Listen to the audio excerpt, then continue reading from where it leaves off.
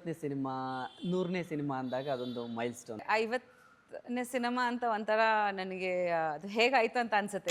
ಚೆನ್ನಾಗಿ ಓದ್ತಿದೆ. Okay. So ಒಂದು offer ಬಂತು, ಮಿಸ್ ಕ್ಯಾಲ್ಕಟಾ ಅದೇ ಒಂದು ಆಫರ್ ಬಂತು, ಹಾಗೆ ಇನ್ನೊಂದು ಆಫರ್ ಬಂತು. ಐ ಥಿಂಕ್ ನೀವೆಲ್ಲೂ ಬ್ರೇಕೇ ತಗೊಂಡಿಲ್ಲ ಅಂತ ಅನ್ಕೊಳ್ತೀನಿ, ಆ ಫ್ಲೋ ಹಾಗೇ ಬಂತು ಅಂತ. ಬ್ಯುಸಿ ಇರುವಾಗಲೇ ಯಂಗ್ ಏಜಲ್ಲಿ ಮದುವೆ ಆದೆ, ದೆನ್ ಮಕ್ಕಳು ಬೇಗ ಆಗೋಯ್ತು, ಆ್ಯಂಡ್ ದೆನ್ ಲೈಕ್ ಸ್ವಲ್ಪ 2-3 ಇಯರ್ಸ್ ನಂತರ I started getting good offers. ಯಾವ ಕಾರಣಕ್ಕೆ ಈ ಕಥೆನ ನೀವು ಮಾಡಬೇಕು ಅಂತ ನಿಮ್ಗೆ ಐ ಮೀನ್ ಉಗ್ರಾವತರಲ್ಲಿ ನಾನು ಆ್ಯಕ್ಷನ್ ಮಾಡಿದ್ದೆ, ಬಟ್ ಈ ಮೂವಿನಲ್ಲಿ ಅವರು ತೀಕ್ಷ್ಣ ಅಂದರೆ ಶಾರ್ಪ್. ಇಷ್ಟು ವರ್ಷಗಳ ಎಕ್ಸ್ಪೀರಿಯನ್ಸಲ್ಲಿ ನಿಮಗೆ ಏನು ಅನಿಸುತ್ತೆ, ಇವತ್ತಿನ ಇಂಡಸ್ಟ್ರಿಯಲ್ಲಿ ಟಫೆಸ್ಟ್ ಟಾಸ್ಕ್ ಯಾವುದು ಅಂತ ಅನಿಸುತ್ತೆ? ಐ ಥಿಂಕ್ ಆ್ಯಕ್ಟರ್ಸ್ ಆಗಿ ನಾವು ಜಾಸ್ತಿ ಇಮೋಷನಲ್ ಆಗಿರ್ತೀವಿ, Okay. ಲೈಕ್ ಎಸ್ಪೆಷಲಿ ಚಿಕ್ಕ ವಯಸ್ಸಲ್ಲಿ. ಆ್ಯಂಡ್ ಆಗ ಇಂಡಸ್ಟ್ರಿ ಸ್ವಲ್ಪ ಬೇರೆ ಥರ ಇತ್ತು. ಟಾಕ್ಸಿಕ್ ಒಂದು ಹೊರತುಪಡಿಸಿ ಯಾವ್ದು ದೊಡ್ಡ ಸಿನಿಮಾ ಇಲ್ಲ. ನಮ್ಮ ಮೂವಿ ಇದು ಬೇರೆ genre, especially I think it appeal to children, ಹೆಣ್ಮಕ್ಳು ಆ ಥರ. ಬಿಕಾಸ್ ಡೈಲಿ ಮಾಧ್ಯಮ ಫಾಲೋ ಮಾಡಿ, ಮತ್ತೆ ಮತ್ತೆ ವಿಸಿಟ್ ಮಾಡ್ತೀರಿ. ಸ್ನೇಹಿತರೆ ನಮಸ್ಕಾರ. ಡೈಲಿ ಮಾಧ್ಯಮದ ಮತ್ತೊಂದು ವಿಶೇಷ ಸಂಚಿಕೆಗೆ ನಿಮಗೆಲ್ಲ ಆತ್ಮೀಯ ಸ್ವಾಗತ. ನಾನು ಅಶೋಕ್ ದಾವಣಗೆರೆ. ಇವತ್ತು ನಮ್ಮ ಜೊತೆ ಒಬ್ಬರು ಸ್ವೀಟ್ ಆ್ಯಂಡ್ ಬ್ಯೂಟಿಫುಲ್ ಗೆಸ್ಟ್ ಇದ್ದಾರೆ. ಸೊ ಇವರು ಕಳೆದ 25 ವರ್ಷಗಳಿಂದಲೂ ಕೂಡ ಕನ್ನಡ ಚಿತ್ರರಂಗದಲ್ಲಿ ತಮ್ಮದೇ ಆದಂತಹ ಒಂದು ಹೆಸರನ್ನು ಸಂಪಾದಿಸಿದ್ದಾರೆ. ಕನ್ನಡದವರು ಅಲ್ಲದೇ ಇದ್ದರೂ ಕೂಡ ತಾವೊಬ್ಬ ಕನ್ನಡತಿ ಅಂತ ಹೆಮ್ಮೆಯಿಂದ ಹೇಳ್ಕೊಳ್ತಾರೆ. ತಾವೇ ಖುದ್ದು ಒಬ್ಬ ನಟಿಯಾಗಿ, ಜನಪ್ರಿಯ ನಟಿಯಾಗಿ ಹೆಸರು ಮಾಡಿದ್ದಾರೆ. ಮತ್ತು ಸೂಪರ್ ಸ್ಟಾರ್ ಪತ್ನಿಯಾಗಿಯೂ ಕೂಡ ಅವರು ನಿರಂತರವಾಗಿ ಆ್ಯಕ್ಟಿವ್ ಆಗಿರ್ತಾರೆ. ನಾನು ಅವ್ರನ್ನ ಗಮನಿಸಿರೋದು ಯಾವಾಗಲೂ ಆ್ಯಕ್ಟಿವ್ ಆಗಿರ್ತಾರೆ. ಆ್ಯಂಡ್ ಸದಾ ಹಸನ್ಮುಖಿ, ಅದೇ ನಗು, ಅದು ಚಿಕ್ಕವರಿರಲಿ ದೊಡ್ಡವರಿರಲಿ ಯಾವಾಗಲೂ ಒಂದು ಸ್ಮೈಲ್ ಅವ್ರ ಮುಖದಲ್ಲಿರುತ್ತೆ. ಸೊ ನನಗೆ ಬಹಳ ಖುಷಿ ಕೊಡುತ್ತೆ ಯಾವಾಗಲೂ ಇವ್ರನ್ನ ಮಾತನಾಡಿಸುವಾಗ. Yes, none other than Priyanka Upendra madam ನಮಸ್ತೆ. ನಮಸ್ತೆ. ಹೇಗಿದ್ದೀರಿ? ನಾನು ಚೆನ್ನಾಗಿದ್ದೀನಿ, ನೀವು ಹೇಗಿದ್ದೀರಾ? ನಾನು ಚೆನ್ನಾಗಿದ್ದೀನಿ. Thank you. ಸೊ ಬಹಳ ದಿನ ಆದಮೇಲೆ ನಿಮ್ಮನ್ನು ಮಾತಾಡ್ತಾ ಇದ್ದೀನಿ, ಸ್ಪೆಷಲಿ ನನ್ನ ಪ್ಲ್ಯಾಟ್ಫಾರ್ಮಿಗೆ ಮಾತಾಡಿಸ್ತಾ ಇದ್ದೀನಿ, ನಿಮ್ಮದು ಇಂಟರ್ವ್ಯೂ ಮಾಡ್ತಾ ಇದ್ದೀನಿ ಅಂತ ಖುಷಿ ಇದೆ. ಆ್ಯಂಡ್ ಸೊ ಹೇಗಿದೆ ಲೈಫು, ಏನೇನು ಆಗ್ತಿದೆ ಲೈಫಲ್ಲಿ? ಚೆನ್ನಾಗಿದೆ. ಓಕೆ. ಸದ್ಯಕ್ಕೆ ನಂದು 50th ಮೂವಿ ರಿಲೀಸ್ ಆಗ್ತಿದೆ. ಆಯುಷ್ ಮೂವಿ ಸ್ಟಾರ್ಟ್ ಆಗಿದೆ. ಓಕೆ. ಆ್ಯಂಡ್ ಈ ವರ್ಷ ಇಬ್ರು ಮಕ್ಕಳು ಗ್ರ್ಯಾಜುಯೇಟ್ ಆಗ್ತಾರೆ ಕಾಲೇಜಿಂದ. ಆ್ಯಂಡ್ ಉಪೇಂದ್ರ ಅವ್ರದ್ದು ಪ್ರಜಾಕಿ ಅದು ಸ್ವಲ್ಪ ನಡೀತಿದೆ. ಸೊ ಸುಮಾರು ಥಿಂಗ್ಸ್ ಎಲ್ಲ ನಡೀತಿದೆ ಅಲ್ವಾ? ನಮ್ಮ ಮನೆಯಲ್ಲಿ ಮದುವೆ ಇದೆ ಈ ವರ್ಷ. Correct, exactly. So it's a very exciting year. ನೀವಂತೂ ಯಾವಾಗಲೂ ಆ್ಯಕ್ಟಿವ್ ಆಗಿರ್ತೀರಿ. Touch wood. ಅದೇ ಎನರ್ಜಿ, ಅದೇ ಸ್ಮೈಲು, ಖುಷಿ ಆಗುತ್ತೆ ನಿಮ್ಮನ್ನು ನೋಡುವಾಗ. ಆ್ಯಂಡ್ ಲೆಟ್ ಸ್ಟಾರ್ಟ್ ವಿತ್ ನಿಮ್ಮ ಡಿಟೆಕ್ಟಿವ್ ತೀಕ್ಷ್ಣ ಸಿನಿಮಾ ಮೂಲಕ. ಯಾಕಂದ್ರೆ ನಿಮ್ಮ 50ನೇ ಸಿನಿಮಾ ಒಂದು ಮೈಲ್ ಸ್ಟೋನು. ಯಾರದೇ ಕರಿಯರ್ಗೆ ಒಂದು 50ನೇ ಸಿನಿಮಾ 100ನೇ ಸಿನಿಮಾ ಅಂದಾಗ ಅದೊಂದು ಮೈಲ್ ಸ್ಟೋನ್. ಎಸ್, ಈ ಒಂದು ಮೈಲ್ಗೆಲ್ಲ ನೀವು ಮುಟ್ಟಿದ್ದೀರಿ ಅಂತ ಏನು ಅನ್ಸುತ್ತೆ ಈ ಕರಿಯರ್, ಈ ಜರ್ನಿ ನೋಡಿದಾಗ? ನಿಜ ಹೇಳ್ಬೇಕಂದ್ರೆ 50ನೇ ಸಿನಿಮಾ ಅಂತ ಒಂಥರ ನನಗೆ ಅದು ಹೇಗಾಯ್ತು ಅಂತ ಅನ್ಸುತ್ತೆ. ಲೈಫಲ್ಲಿ ಪ್ರತಿಯೊಂದು ಐ ಥಿಂಕ್ ಹಾಗೆ, ಲೈಕ್ ನಾವು ಹಿಂದೆ ನೋಡಿದಾಗ ಇಷ್ಟು ಬೇಗ ಆಗೋಯ್ತು 20 ವರ್ಷ ಅಂತ ಅನ್ಸುತ್ತೆ. ಬಟ್ ತುಂಬಾ ಸ್ವೀಟ್ ಮೆಮರೀಸ್ ಇದೆ. ಆ್ಯಂಡ್ ಖಂಡಿತ I am very grateful because ಒಂದು 50ನೇ ಸಿನಿಮಾ ಅಂದರೆ cinema is a team work. ನಿಮ್ಗೆ ಗೊತ್ತಿರೋ ಹಾಗೆ ಪ್ರತಿಯೊಂದು ಥಿಂಗ್ಸ್ ನಮ್ಮ ಲೈಫಲ್ಲಿ ಇಸ್ ಟೀಮ್ ವರ್ಕ್ ಆ್ಯಂಡ್ ದೇವ್ರ ಬ್ಲೆಸ್ಸಿಂಗ್ಸು. ಸೊ ನನ್ನ ಐ ಥಿಂಕ್ ಮದುವೆಗಿಂತ ಮುಂಚೆ ನನ್ನ ಅಮ್ಮ ಇದ್ರ ಜೊತೆಲಿ I had got to work with lot of good directors. Because ನಾನು ಯಾವಾಗ ಸಿನಿಮಾಲಿ ಬರ್ತೀನಿ ಅಂತ ಕನಸು ಕಟ್ಕೊಂಡು ಬರೋರಲ್ಲ. ನಾನು ಚೆನ್ನಾಗಿ ಓದ್ತಿದೆ. ಸೊ ಒಂದು ಆಫರ್ ಬಂತು, ಮಿಸ್ ಕ್ಯಾಲ್ಕಟಾ ಅದೇ ಒಂದು ಆಫರ್ ಬಂತು, ಹಾಗೆ ಇನ್ನೊಂದು ಆಫರ್ ಬಂತು, ಹಾಗೆ ಲೈಕ್ ಮಾಡ್ತಾ ಹೋದೆ. And I also learn on the job ಅಂತ ಹೇಳ್ಬೋದು, like through my directors, co actors. So ತುಂಬ ಬ್ಲೆಸ್ಡ್ ಅನ್ಸುತ್ತೆ ಲೈಕ್ ದಟ್. ಚಿಕ್ಕ ವಯಸ್ಸಲ್ಲಿ ಅಷ್ಟು ದೊಡ್ಡ ಡಿರೆಕ್ಟರ್ಸ್ ಆಗಲಿ, ದೊಡ್ಡ ಆ್ಯಕ್ಟರ್ಸ್ ಜೊತೆ ಕೆಲಸ ಮಾಡೋಕ್ಕೆ ಒಂದು ಅವಕಾಶ ಸಿಕ್ಕಿತ್ತು. ಆ್ಯಂಡ್ ಅದ್ರ ಜೊತೆಲಿ ಫ್ಯಾಮಿಲಿ ಸಪೋರ್ಟ್ ಸಿಕ್ಕಿದೆ ಅವಾಗ, ವೆರಿ ಇಂಪಾರ್ಟೆಂಟ್. ಆಗಲೇ ನನ್ನ ಅಮ್ಮ, ನನ್ನ ಆಂಟಿ, ನನ್ನ ಅಪ್ಪ ಎಲ್ಲರೂ ಜೊತೆಲಿ ಇದ್ರು, ಶೂಟಿಂಗ್ಗೆ ಬರ್ತಿದ್ರು. ಮದುವೆ ನಂತರ ಉಪೇಂದ್ರ ಅವರು ತುಂಬಾ ಸಪೋರ್ಟ್ ಮಾಡಿದ್ದಾರೆ. ಮಕ್ಕಳು ಕೂಡ ಇವಾಗ ತುಂಬಾ ಸಪೋರ್ಟಿವ್ ಆಗಿದ್ದಾರೆ. ಸೊ ಹಾಗಾಗಿ ಐ ಥಿಂಕ್ ನೆನ್ಸ್ಕೊಂಡಿದ್ರೆ it's been a very nice journey. ನಾನು ಅನ್ಕೊಂಡಿರ್ಲಿಲ್ಲ, ಬಿನ್ ವೆರಿ ಸರ್ಪ್ರೈಸಿಂಗ್. ಬಿಕಾಸ್ ಕೆಲವೊಮ್ಮೆ ಲೈಕ್ ಮದುವೆ ನಂತರನೂ ಮಾಡ್ತೀನಿ ಅಂತ ಅನ್ಕೊಂಡಿರ್ಲಿಲ್ಲ. ಅದು ಒಂದು ಜರ್ನಿ ಬೇರೆ ಸ್ಟಾರ್ಟ್ ಆಯ್ತು. ಕೆಲವ್ರ ಲೈಫಲ್ಲಿ ಮದುವೆ ಆದ್ಮೇಲೆ ಒಂದು ಬ್ರೇಕ್ ಆಗ್ಬಿಡುತ್ತೆ. ಸೊ ಬಟ್ ನೀವು ಐ ಥಿಂಕ್ ನೀವೆಲ್ಲೂ ಬ್ರೇಕೇ ತಗೊಂಡಿಲ್ಲ ಅಂತ ಅನ್ಕೊಳ್ತೀನಿ, ಆ ಫ್ಲೋ ಹಾಗೇ ಬಂತು ಅಂತ ಅನ್ಸುತ್ತೆ. ಐ ಮೀನ್ ತಗೊಂಡಿದೆ ಸ್ವಲ್ಪ ಮಕ್ಕಳ ನಂತರ, 1-2-3 years ಅಷ್ಟೇ. So I got married very early also. Like ನಾನು ಜಸ್ಟ್ ನನ್ನ ಮೂವಿ ಕರಿಯರ್ 3-4 years ನಂತರನೇ ಮದುವೆ ಆದೆ. ಇಟ್ಸ್ ನಾಟ್ ದಟ್ ನಾನು 20 ವರ್ಷ ವರ್ಕ್ ಮಾಡಿ. That was another reason may be. Busy ಇರುವಾಗಲೇ ಯಂಗ್ ಏಜಲ್ಲಿ ಮದುವೆ ಆದೆ, ಆ್ಯಂಡ್ ದೆನ್ ಮಕ್ಕಳು ಬೇಗ ಆಗೋಯ್ತು, ಆ್ಯಂಡ್ ದೆನ್ ಲೈಕ್ ಸ್ವಲ್ಪ 2-3 ಇಯರ್ಸ್ ನಂತರ I started getting good offers. So ನೋಡೋಣ ಮ್ಯಾನೇಜ್ ಮಾಡ್ಬೋದಾ ಅಂತ ಅಂದ್ಕೊಂಡು. ಬಟ್ ಅಗೇನ್ ಫ್ಯಾಮಿಲಿ ಸಪೋರ್ಟ್ ಇತ್ತು ತುಂಬ. ಸೊ ಅದರಿಂದ ಸಾಧ್ಯ ಆಯಿತು. ಸಾಧ್ಯ ಆಯ್ತು. ಅದ್ರ ಜೊತೆಲಿ I was also lucky that ನನಗೆ ಒಳ್ಳೆ ಸ್ಕ್ರಿಪ್ಟ್ಸ್ ಸಿಕ್ತು. ಸೊ ಲೈಕ್ ತುಂಬ ಒಳ್ಳೆ ಸ್ಕ್ರಿಪ್ಟ್ಸ್ ಬಂತು. ಕೆಲವರು ಮಹಿಳಾ ಪ್ರಧಾನ ಬರೋಕ್ಕೆ ಸ್ಟಾರ್ಟ್ ಆಯಿತು ನಂತರ. ಅದರಲ್ಲಿ ವಿಭಿನ್ನ ಕಥೆಗಳು, ಲೈಕ್ ಒಂದೇ ಥರನೂ ಅಲ್ಲ. So I been very blessed and lucky and I am very thankful ಅಂತ ಹೇಳ್ಬೋದು. ಎಲ್ರಿಗೆ ತುಂಬ ಥ್ಯಾಂಕ್ಸ್ ಹೇಳೋಕ್ಕೆ ಇಷ್ಟಪಡ್ತೀನಿ. ಬಿಕಾಸ್ ಅವ್ರ ಸಪೋರ್ಟಿಂದನೇ ನನ್ನ ಕರಿಯರ್ ಆಗಿತ್ತು ಆ್ಯಂಡ್ ಅವ್ರ ಆಡಿಯನ್ಸ್ ಪ್ರೀತಿ ವಿಶ್ವಾಸ ಅದು ಇಂಪಾರ್ಟೆಂಟ್. ಹೌದು. ಡಿಟೆಕ್ಟಿವ್ ತೀಕ್ಷ್ಣ, ಸೊ ನಿಮ್ಮದು ಟೈಟಲ್ ರೋಲ್ ಆ್ಯಕ್ಚುಲಿ ಅಲ್ವಾ? ಸೊ ಮೇನ್ ಲೀಡ್ ಮಾಡಿದಿರಿ 50ನೇ ಸಿನಿಮಾದಲ್ಲಿ. ಫಸ್ಟ್ ಈ ಸಿನಿಮಾ ಒಪ್ಕೊಳ್ಳೋದಕ್ಕೆ ಏನು ರೀಸನ್, ಯಾವ ಕಾರಣಕ್ಕೆ ಈ ಕಥೆನ ನೀವು ಮಾಡಬೇಕು ಅಂತ ನಿಮ್ಗೆ ಅನಿಸಿದ್ದು? ಖಂಡಿತ ಸ್ಕ್ರಿಪ್ಟು. ಬಿಕಾಸ್ ನಾನು ಯಾವಾಗ ಸ್ಕ್ರಿಪ್ಟ್ ಇಷ್ಟ ಆಗಿದ್ರೆ ನಾನು ಒಪ್ಕೊತೀನಿ. ಸೊ ಅದರಲ್ಲಿ ನಂದು ಮುಖ್ಯ ಪಾತ್ರ ಇಲ್ಲಿ ಅಥವಾ ಇಂಪಾರ್ಟೆಂಟ್ ಪಾತ್ರ ಇಲ್ಲಿ, ಬಟ್ ಸ್ಕ್ರಿಪ್ಟ್ ತುಂಬಾ ಇಂಪಾರ್ಟೆಂಟ್ ನನಗೆ, ಕಾಂಟೆಂಟ್. ಸೊ ಚಿಕ್ಕ ವಯಸ್ಸಿಂದನೇ ಅದೇ. ಆ್ಯಂಡ್ ನನಗೆ ಅನಿಸ್ತು ಈ ಮೂವಿನಲ್ಲಿ ಆ್ಯಕ್ಚುಲಿ ನಾನು ಇದಕ್ಕಿಂತ ಮುಂಚೆ ಉಗ್ರಾವತಾರ ಅಂತ ಒಂದು ಮೂವಿ ಮಾಡಿದೆ. ಅದರಲ್ಲಿ ರಘು ನಮ್ಮ ಡೈರೆಕ್ಟರ್, ಅಸಿಸ್ಟೆಂಟ್ ಡೈರೆಕ್ಟರ್ ಆಗಿ ವರ್ಕ್ ಮಾಡಿದ್ರು. ನನಗೆ ತ್ರಿವಿಕ್ರಮ್ ರಘು ತುಂಬ ಇಷ್ಟ ಆಯಿತು. ಅಲ್ಲಿ he is work really hard. ತುಂಬ ಒಳ್ಳೆ I think he has a lot of knowledge about cinema. ತುಂಬ ಡೀಪಾಗಿ ಯೋಚನೆ ಮಾಡ್ತಾನೆ ಎಲ್ಲ. ಸೊ ವೆನ್ ಹೀ ಸೆಡ್ ನಾನು ಇದು ಒಂದು ಪ್ರಾಜೆಕ್ಟ್ ಮಾಡಬೇಕು ಮ್ಯಾಮ್ ಅಂತ, ಬಿಕಾಸ್ ನಾನು ಅವನ ವರ್ಕ್ ನೋಡಿದ್ದೆ, I saw his work in Ugravatara. So ನನಗೆ ತುಂಬ ಕಾನ್ಫಿಡೆನ್ಸ್ ಇತ್ತು ಅವನ ಮೇಲೆ. ಸೊ ಅದಕ್ಕೆ ತಕ್ಕಂಥ ಒಂದು ಒಳ್ಳೆ ಪ್ರೊಡ್ಯೂಸರ್ಸು, ಒಂದು ಕ್ವಾಲಿಟಿ ಮೇಕಿಂಗ್ ಮಾಡಬೇಕಾಗಿತ್ತು ಇದು. ಸೊ ಅದು ಕೂಡ ಇತ್ತು. ಆ್ಯಂಡ್ ಮುಖ್ಯವಾಗಿ ನನಗೆ ಸ್ಕ್ರಿಪ್ಟ್ನಲ್ಲಿ ರೈಟಿಂಗ್, ಐ ಮೀನ್ ಉಗ್ರಾವತಾರಲ್ಲಿ ನಾನು ಆ್ಯಕ್ಷನ್ ಮಾಡಿದ್ದೆ, ಬಟ್ ಈ ಮೂವಿನಲ್ಲಿ ಅವರು ತೀಕ್ಷ್ಣ ಅಂದರೆ ಶಾರ್ಪ್. ಸೊ ಡಿಟೆಕ್ಟಿವ್ ಆಗಿ ಲೈಕ್ ಅವ್ರದ್ದು ಬುದ್ಧಿ ತುಂಬ ಉಪಯೋಗಿಸಿ ಕೆಲಸ ಮಾಡೋದು, ಬರೀ ಫಿಸಿಕಲ್ ಸ್ಟ್ರೆಂತ್ ಅಲ್ಲ.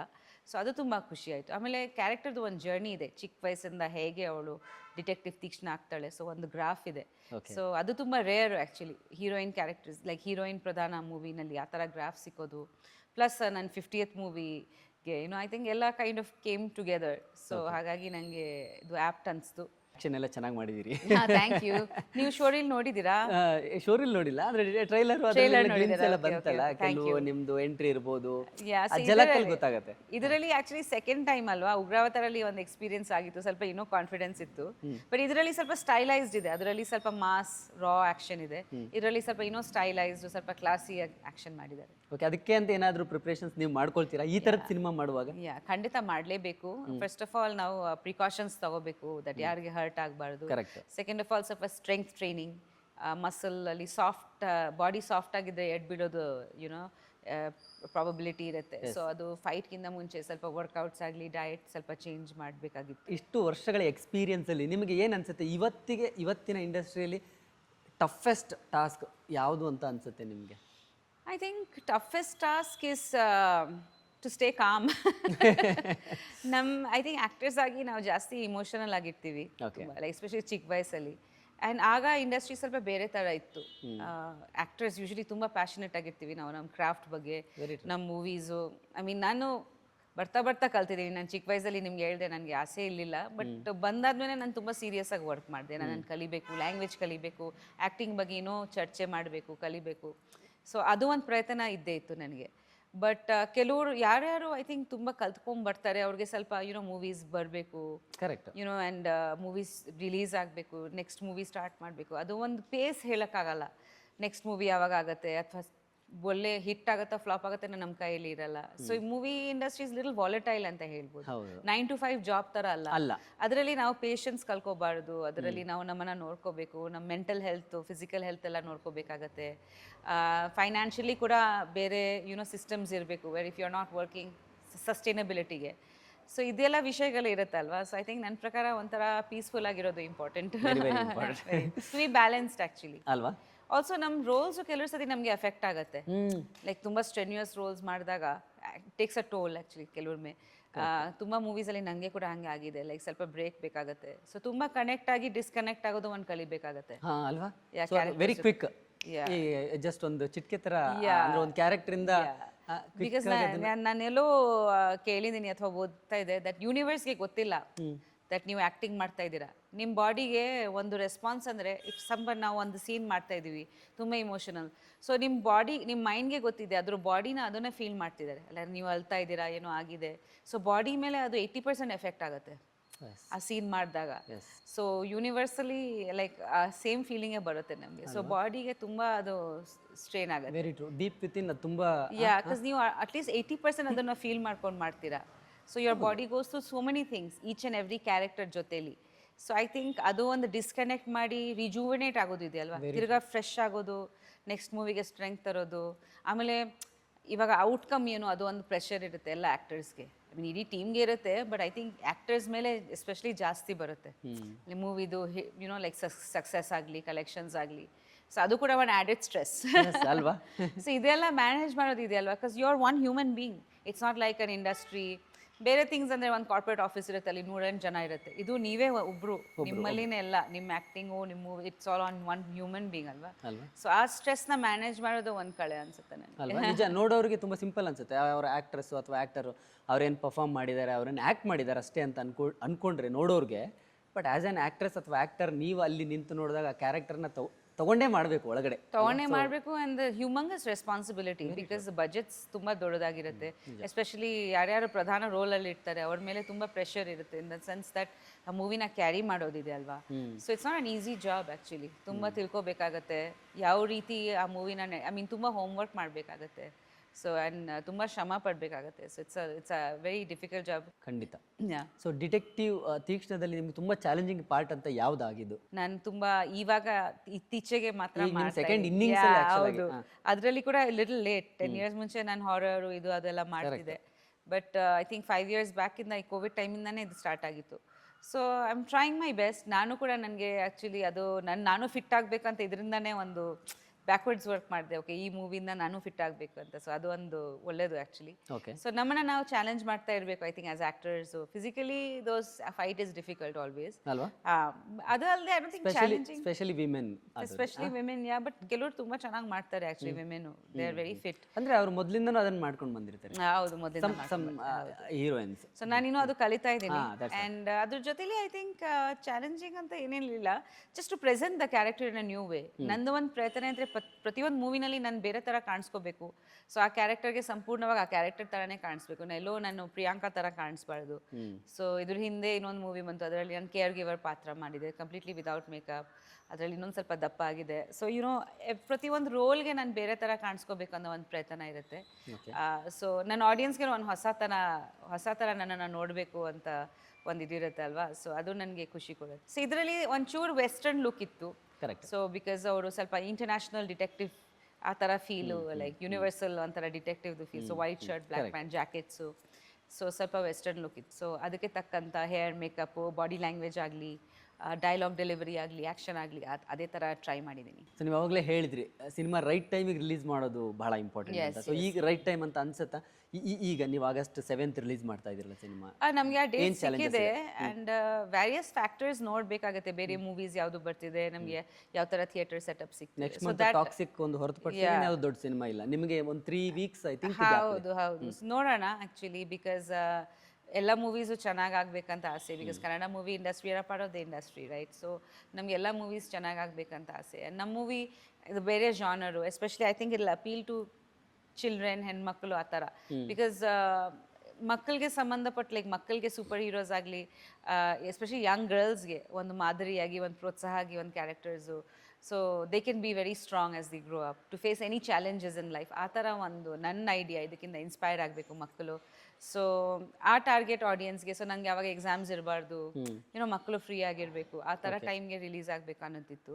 Also close to August 15th independence day. ಯಾವಾಗಲೂ ವಿಮೆನ್ ಸೆಂಟ್ರಿಕ್ ಸಿನಿಮಾಗೆ ಈ ಥರ ಚಾಲೆಂಜಸ್ ಯಾಕೆ ಅಂತ ನಿಮ್ಗೆ ಅನ್ಸುತ್ತೆ? ಯಾಕಂದರೆ ಈಗ ಹಾಲಿವುಡಲ್ಲೆಲ್ಲ ನೋಡಿದ್ರೆ ಸಾಕಷ್ಟು ವಿಮೆನ್ ಓರಿಯೆಂಟೆಡ್, ವಿಮೆನ್ ಸೆಂಟ್ರಿಕ್ ಸಿನಿಮಾಗಳು ಬರುತ್ತೆ. ಆ್ಯಕ್ಷನ್ ಇರಬಹುದು, ಎಮೋಷ್ನಲ್ ಕಥೆಗಳಿರ್ಬೋದು. ಬಟ್ ನಮ್ಮಲ್ಲಿ ಸ್ಪೆಷಲಿ ಇಂಡಿಯನ್ ಇದು ಅಂತ ಬಂದಾಗ ಅದು ಎಲ್ಲೋ ಒಂದು ಕಡೆ ಸ್ವಲ್ಪ ಹೀರೋ ಡಾಮಿನೇಟೆಡ್ ಅನ್ನೋ ಥರನೇ ಮೊದಲಿಂದನೂ ಅದು ಅದೇ ರೀತಿ ಪ್ರೊಜೆಕ್ಟ್ ಆಗಿದೆ. ಸೊ ಅಂದರೆ ಇದು ಎಷ್ಟು, ಅಂದರೆ ನೀವು ಹೇಗೆ ಇದನ್ನು ನೋಡ್ತೀರಿ ಅಂತ? ಅದು we can't deny that heroes dominate the industry. ಅವ್ರಿಗೆ ಫ್ಯಾನ್ಸ್ ಜಾಸ್ತಿ ಇದ್ದಾರೆ. ಸೊ ಜಾಸ್ತಿ ಜನ ಬರ್ತಾರೆ ನೋಡೋಕ್ಕೆ, ಅದರಲ್ಲಿ ಏನು ತಪ್ಪಿಲ್ಲ. ಮೋಸ್ಟ್ಲಿ ಮೇಲ್ ಆಡಿಯನ್ಸು ಜಾಸ್ತಿ ಇದ್ದಾರೆ. ಫೀಮೇಲ್ಸು ಹೀರೋಸ್ಗೆ ಸಿನಿಮಾ ನೋಡೋದ್ರಲ್ಲಿ. ಸೊ ಅದು ಅವ್ರ ಹೀರೋಸ್ಗೆ ಪಾಪ್ಯುಲಾರಿಟಿ ಇರೋದ್ರಿಂದ, ಅವ್ರಿಗೆ ಮಾರ್ಕೆಟ್ ಇರೋದ್ರಿಂದನೇ ಅದು ಬರುತ್ತೆ.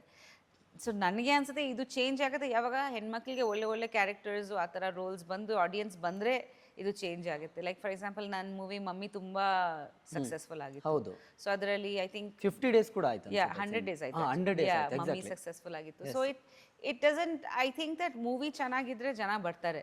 ಸೊ ಹೀರೋಯಿನ್ ಪ್ರಧಾನ ಅಂದ್ರೆ ಸ್ವಲ್ಪ ಕಷ್ಟ, ಯಾಕಂದ್ರೆ ಹೀರೋಯಿನ್ ಪ್ರಧಾನದಲ್ಲಿ ತುಂಬಾ ಜಾನರ್ಸ್ ಮಾಡಲ್ಲ. ಯೂಶಲಿ ಹೀರೋಯಿನ್ ಪ್ರಧಾನ ಅಂದ್ರೆ ಒಂದು ಸೀರಿಯಸ್ ಜಾನರ್ ಇರುತ್ತೆ ಅಥವಾ ಒಂದು ಜಾನರ್ ಅಲ್ಲಿನೇ ಮಾಡ್ತಾರೆ ಜಾಸ್ತಿ ಜನ. ಸೊ ಹೀರೋಯಿನ್ ಪ್ರಧಾನದಲ್ಲಿ ನಾವು ವ್ಯಾರಿಯಸ್ ಸಬ್ಜೆಕ್ಟ್ಸ್ ತಗೊಂಡು ಮಾಡಿ ಅದನ್ನ ಹಿಟ್ ಆಗಿದ್ರೆ ಐ ಥಿಂಕ್ ತುಂಬಾ ಜನ ಬರ್ತಾರೆ. ಆ ಸಬ್ಜೆಕ್ಟ್ ಇಷ್ಟಪಡಬೇಕು ಆಡಿಯನ್ಸು. ಐ ಥಿಂಕ್ ತುಂಬಾ ಲ್ಯಾಂಗ್ವೇಜಸ್ ಅಲ್ಲಿ ಹೀರೋಯಿನ್ ಪ್ರಧಾನ ಮೂವೀಸ್ ವರ್ಕ್ ಆಗಿದೆ ಕೂಡ. ಸೊ ಐ ಥಿಂಕ್ ಇದು ಒಂದು ಆಗ್ತಿದೆ. ನಮ್ಮಲ್ಲೂ ಕೆಲವು ಆಗಿದೆ. ಈಗ ಮಾಲಾಶ್ರೀ ಅವರು ಹೌದು, ಮಾಲಾಶ್ರೀ ಮ್ಯಾಮ್ ಮಾಡಿದ್ದಾರೆ. ಹೌದು ಹೌದು, ತುಂಬಾ ಜನ ಟೈಮಲ್ಲಿ, ಮಾಡಿದ್ದಾರೆ. ಬಟ್ ಅದೆಲ್ಲ ಒಂದ್ ಕಡೆ ಆ ಲಿಂಕ್ ಮಿಸ್ ಆಗಿದೆ ಮಧ್ಯದಲ್ಲಿ. And I think times are changing. ಈಗ content important. Like for example ಒಂದು ಮೂವಿನಲ್ಲಿ ಒಂದು ಮಹಿಳಾ ಆ್ಯಂಡ್ ಒಂದು ಪುರುಷದ ಪ್ರಧಾನ ಪಾತ್ರಗಳು ಇರ್ಬೋದು, ಬಟ್ ಕಾಂಟೆಂಟ್ ಚೆನ್ನಾಗಿದ್ರೆ ಜನ ಬರ್ತಾರೆ. ಬರೀ ಹೀರೋ ಓರಿಯೆಂಟೆಡ್ ಅಥವಾ ಹೀರೋಯಿನ್ ಓರಿಯೆಂಟೆಡ್ ಬೇಕಾಗಿಲ್ಲ. So characters important and content ನೀವು ಹೇಗೆ ತೊಗೊಂಡು ಹೋಗ್ತೀರಾ ಅದು ಇಂಪಾರ್ಟೆಂಟ್ ಅನಿಸುತ್ತೆ ನನಗೆ.